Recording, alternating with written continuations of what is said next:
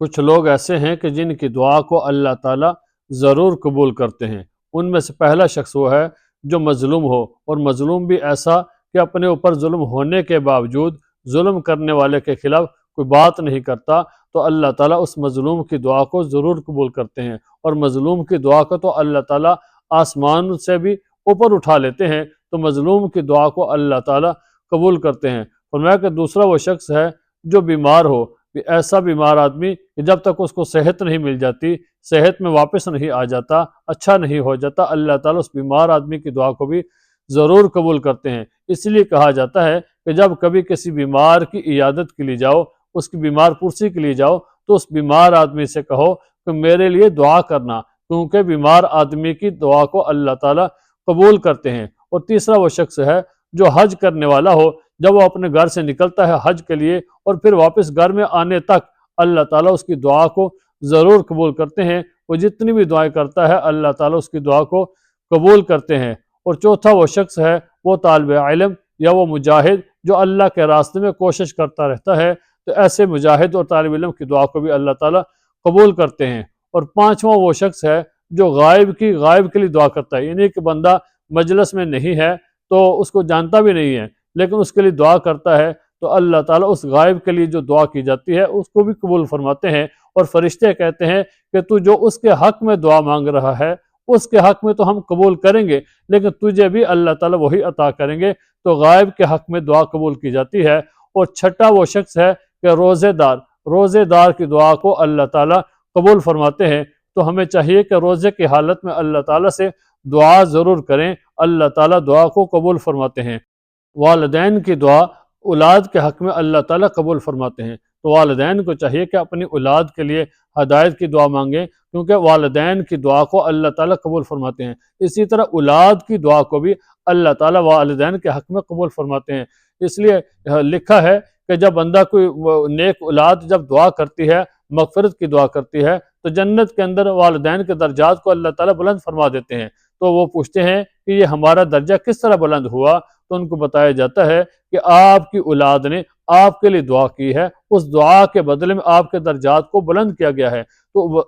اولاد کی دعا والدین کے حق میں قبول ہوتی ہے۔ اور کچھ ایسے اعمال ہیں کہ جن کے کرنے سے اللہ تعالیٰ انسان کو مستجاب الدعوات بنا دیتے ہیں، ان کے جب بندہ کوئی بھی دعا کرتا ہے تو اللہ تعالیٰ اس دعا کو ضرور قبول فرماتے ہیں۔ امام احمد بن حنبل رحمۃ اللہ علیہ فرماتے ہیں کہ مجھے ایک ایسا کام پیش آیا کہ میں نے سوچا کہ میں اکیلا ہی چلا جاتا ہوں، اپنے خادم کو ساتھ نہیں لے کر جاتا، تو اپنے جب گھر سے نکلتے ہیں، راستے میں سفر شروع کرتے ہیں، تو راستے میں ایک مسجد ایسی آتی ہے کہ سوچتے ہیں کہ ابھی رات میں اس مسجد میں ٹھہر جاتا ہوں تو پھر صبح اپنی منزل تک چلا جاؤں گا۔ فرماتے ہیں کہ جب رات کو عشاء کی نماز پڑھ کے میں بیٹھا تو میں نے سوچا کہ مسجد میں ٹھہر جاؤں گا، لیکن جو مسجد کا مسافر تھا، جو مسجد کا جو نگرانی کرنے والا بندہ تھا، اس نے مجھے کہا کہ یہاں سے آپ نکل جائیں، کیونکہ وہ مجھے جانتا نہیں تھا۔ اس نے مجھے کہا کہ آپ نکلیں، میں نے مسجد بند کرنی ہے، مجھے اٹھا دیا۔ تو جب وہاں سے میں نکلا باہر تو میں نے دیکھا کہ ابھی یہاں تو کوئی ایسی جگہ نہیں ہے کہ جہاں میں ٹھہروں، تو میں نے دیکھا کہ ایک تندور والا روٹی لگا رہا تھا، تو میں نے سوچا کہ چلو اس تندور والے کے پاس جا کے تھوڑی دیر بیٹھ جاتا ہوں۔ میں نے تھوڑی دیر بیٹھا تو میں نے اس کو کہا بیٹا اگر تو ناراض نہ ہو تو میں رات یہیں ٹھہر جاؤں، تیرے پاس بیٹھ جاؤں، تو